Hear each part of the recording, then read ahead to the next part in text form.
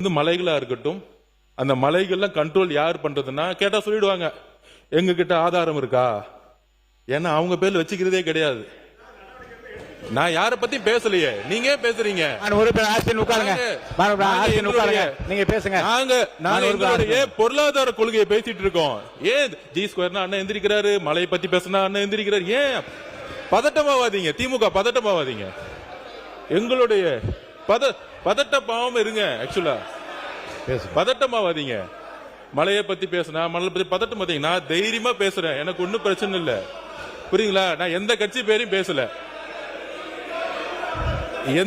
எந்த கட்சியை பத்தி நான் பேசல, எந்த கட்சி பேரையும் பத்தி பேசல, எந்த கட்சி பேரையும் பேசல. பொருளாதார கொள்கை தமிழக வெற்றி கழகத்துடைய புதிய ஆட்சி, எங்களுடைய முதல்வர் என்ன செய்ய விரும்புகிறார் நான் பதிவு பண்றேன். அதனால எந்த கட்சி பேரும் சொல்ல. எனக்கு சட்டசபையோட ஸ்பீச் எப்படி பேசணும்னு ஸ்பீக்கர் அவருக்கு கத்து கொடுத்திருக்கிறாரு. அதனால அதுக்கேத்த மாதிரியே நம்மளும் பேசுவோம். அமைச்சர்கள் நம்மளும் அந்த வாழைப்பழத்துல ஊசி இறக்குனாங்களா அதுமே நம்மளும் பேச கத்துக்குவோம். ஓகேவா? அப்ப இந்த பொருளாதார கொள்கை எப்படி இருக்குன்னா, அரசுடைய அதிகாரத்தை வந்து, அதாவது தேர்தல் வெற்றி பெற்று வந்த பிறகு நிறைய பேர் சொல்லுவாங்க என் பேர்ல ஒண்ணுமே இல்ல, ஆனா அவங்களுடைய குடும்பத்தில் இருக்கவங்க பேர்ல மெடிக்கல் காலேஜ் இருக்கும், இன்ஜினியரிங் காலேஜ் இருக்கும். இது எல்லாம் எங்க இருந்து வந்து